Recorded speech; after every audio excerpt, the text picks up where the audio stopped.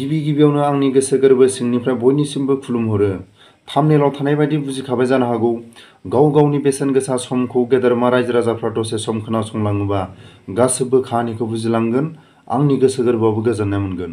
सानथौगिरिफोरनि खाथियाव, जाय जोंनि बर' हारिनि मेलेमजिबिफोरनि खाथियाव आं आसा खालामो, जाय बिथांमोना दिनै आबसुनिफ्राय सोमावसारनानै, बिलटिनिफ्राय सोमावसारनानै, एनडिबिनिफ्राय सोमावसारनानै जों दिनै बुंनो गोनां, जाय बिथांमोनखौ हारिनि थाखाय जों दिनै खनले जों मुंख्लं, जाय बिथांमोनखौ जों जोंनि बे समायना रमायना संसारनिफ्राय बिथांमोना दिनै हारिनि थाखाय बिथांमोना मुंख्लं जालांबाय।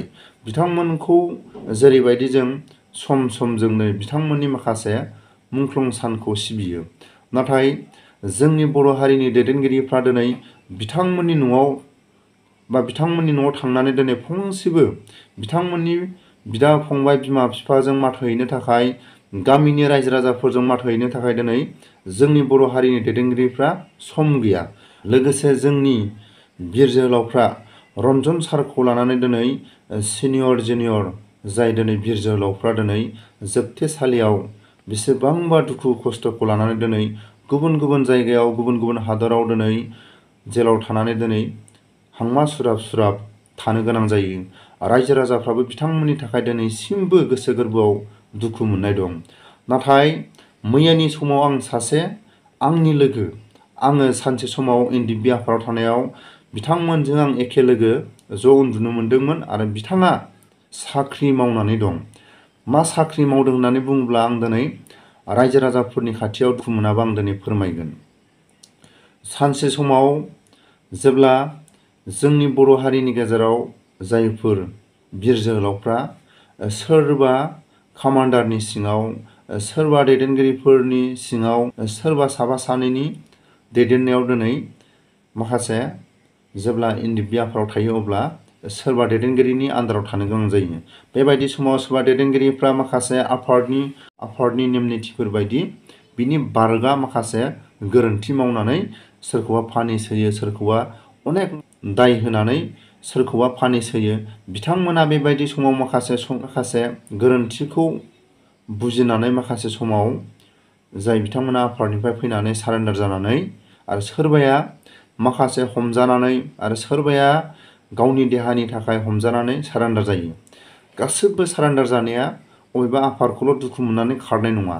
अबेबा समाव गावनि देहानि थाखाय, सोरबाया गावनि बिदा फंबायनि थाखाय, सोरबाया गावनि गामिनि थाखाय, जिखुनु जाया माबा मोनसे सरखारनि अभार नारसिननायाव बा गावनि दैदेनगिरिफोरनि भुलनि थाखाय अबेबा समाव गोरोन्थि मोननानै एनडिबि आफादनिफ्राय फैनानै जेब्ला सारेन्डार जानाय बिथांमोना 225 जन बिथांमोना जेब्ला एनडिबिनि मुङाव साख्रि मोनदों, बिथांमोना दिनैसिमबो बिथांनि बे सुप्रिम कर्टआव केस नांनो थाखाय माखासे रां रुफा नांगौ जानानै दिनै प्रयजन, जेरै 3 कौटिनिफ्राय 5 कौटिसिम माखासे रन्जन सारनि केसखौ नांनो थाखाय गोनांथि जानानै दं। आरो माखासे बिथांमोनखौ जेरै सिनियर जुनियर बिथांमोनखौ उदां खालामनो थाखाय माखासे थाखा फैसानि थाखाय गोनांथि।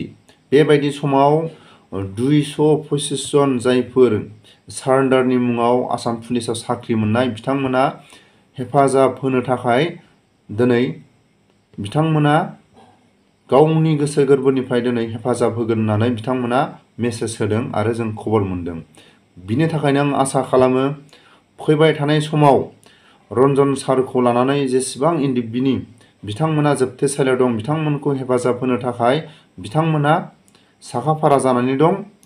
आरो माखासे जाय बिथांमोना गुबुन सिभिलाव मावनानै दं, बिथांमोनाबो हेफाजाब होनो थाखाय बिथांमोनाबो साखाफारा जानानै दं। नाथाय जोंनि बर' हारिनि गेजेराव एनडिबिनि माखासे दैदेनगिरिफ्राबो गोरोन्थि दं, आबसुनि दैदेनगिरिफ्राबो गोरोन्थि दं, जिखुनु जाया बर' समाजनि गेजेराव साहित्य सभानि दैदेनगिरिफ्राबो गोरोन्थि दं।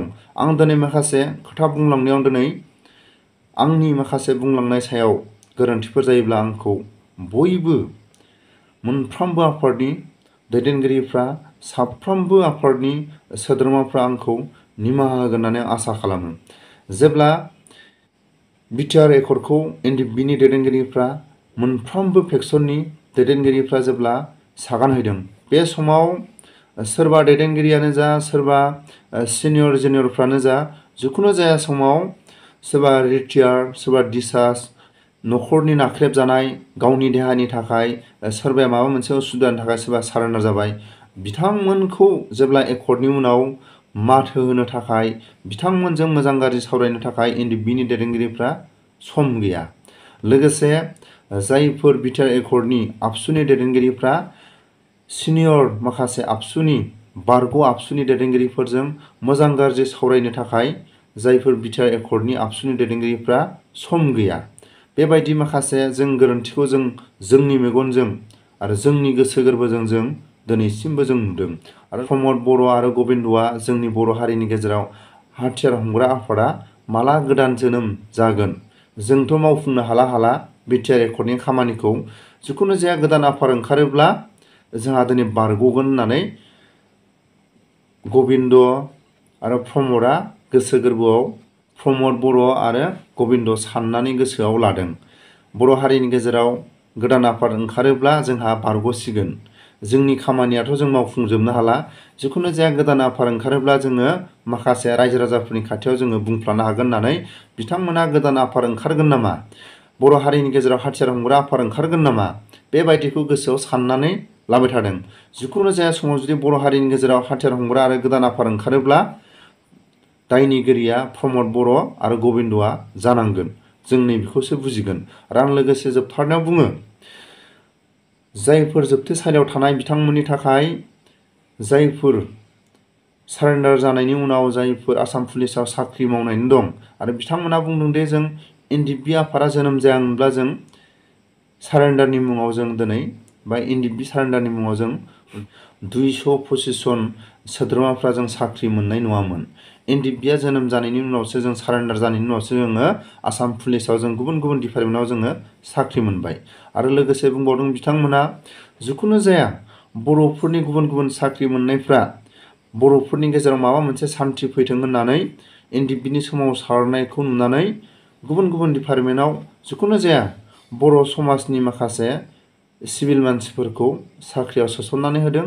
आरो माखासे गुबुन गुबुन डिपार्टमेन्टआव बर'फोरनि जायगायाव साख्रिखौ होदों होननानै माखासे बिथांमोना आंनि सिगाङाव फोरमायदों। आरो एनडिएफबिनि माखासे सारेन्डार जानाय बिथांमोना, सोरबाया फोरोंगिरि, सोरबाया गुबुन गुबुन सिभिल साख्रि मावनानै दं, बिथांमोनाबो रन्जननि, जिखुनु जाया रन्जननिफ्राय लानानै साफ्रोमबो जोबथेसालियाव गुबुन गुबुन जायगायाव थानाय बिथांमोननि थाखाय हेफाजाब होनो थाखाय बिथांमोना साखाफारा जानानै दं। सोरबाया गोनां जायोबा बुंदों 5,000निफ्राय 10,000, 20,000 नांगौबा मास मोनसेनि बेथनखौनो बिथांमोना हेफाजाब होगोन होननानै बिथांमोना आसा होदों। बिनि थाखायनो आं आसा खालामो बिथांमोनखौ जोबथेसालियाव थानायनिफ्राय उदां खालामनो थाखाय दिनै आरो रन्जन सारखौ सुप्रिम कर्टनिफ्राय उदां खालामनो थाखाय दिनै थाखानि गोनांथि, जेरै 3 कौटिनिफ्राय 5 कौटिसिम, आरो बिथांमोनखौ गासैबो बख'नो थाखाय खमसे खम बिथांमोननि थाखाय 10 कौटिनि माखासे गोनांथि जानो हागौ होननानै माखासे जाय बिथाङा माखासे आसाम पुलिसाव थानानै बिथाङा दिनै एनडिएफबिनि दैदेनगिरिफोरखौ हेफाजाब खालामनो, गोसो गोरबो सिंनिफ्राय दिनै हेफाजाब होनो थाखाय साखाफारा जानानै दिनै हेफाजाब होगोन होननानै बिथांमोना फोरमायदों। बिनि थाखायनो आसा खालामो साफ्रोमबो बर' हारिनि गेजेराव जायफोर सारेन्डार जानानै साख्रि मोननायल' बिथांमोना नङा, जिखुनु जाया बर' समाजनि गेजेराव बिएलटिनिफ्राय साख्रि मोननाय, जिखुनु जाया आबसुनिफ्राय साख्रि मोननाय, जिखुनु जाया समाव बर'फोरनि जेसेबां साख्रि मोननाय बिथांमोना, जायफोर जोबथेसालिनि थानाय बिथांमोनखौ आरो जायफोर मुंख्लं न'खरफोरनि न'खराव हेफाजाब होनो थाखाय बयबो 100निफ्राय लानानै जुदि सोरबाया मास मोनसेनो, सोरबाया 5,000नो, सोरबाया 10,000नो, सोरबाया 20,000नो बेबायदि हेफाजाब होयोबा जोंनि बर' हारिनि गेजेराव बिथांमोनखौ उदां खालामनो थाखाय बारा सम नाङा। आरो बिथांमोननि माखासे जायफोर बर' हारिनि सोमावसारनायाव आबसुनि सोमावसारनाय, बिएलटिनि सोमावसारनाय, एनडिएफबिनि सोमावसारनाय जाय बिथांमोना मुंख्लं जादों, बिथांमोननि न'खरा हेफाजाब होनो थाखाय बारा सम नांनाय नङा। बिनि थाखायनो आङो साफ्रोमबो बर' हारिनि गेजेराव आं आसा खालामो जाय बिथांमोना बिथांमोनखौ उदां खालामनो थाखाय माखासे रां रुफाखौ लानानै राजनिति खालायनायनि सायावसो जों नुगोन नामा? आरो जों जायफोर गोदान गोदान आफाद जों माखासे दाफुंनायखौ नुदों, नाथाय बिथांमोना सानसे समाव राजनितिकनि माखासे गोजावनाय जों माखासे बिथांमोनखौ बुंनांगोन। जेरै राजनितिकआव सानसे समाव गोजावखानाय मानसिया जुदि आरो बिबान लायोबा बे खामानिखौ मावफुंलांनो हागोन ना बर' हारिनि गेजेराव? जों नैखौ साननाया मोजां। जाय मानसिया राजनितिक हान्जानि लामाखौ नुखानाय, जाय मानसिया बर' हारिनि फोसाबनो थाखाय बिबानखौ लागोन, बे मोजां जाफुंनायखौ जों नुनो मोननाय नङा। नाथाय जों दिनै नाम थांखिनानै बुङोब्ला आंनि गोरोन्थि जानो हागौ। आंनि बुंलांनायाव गोरोन्थिफोर जायोब्ला आङो बयनावबो निमाहा बियो।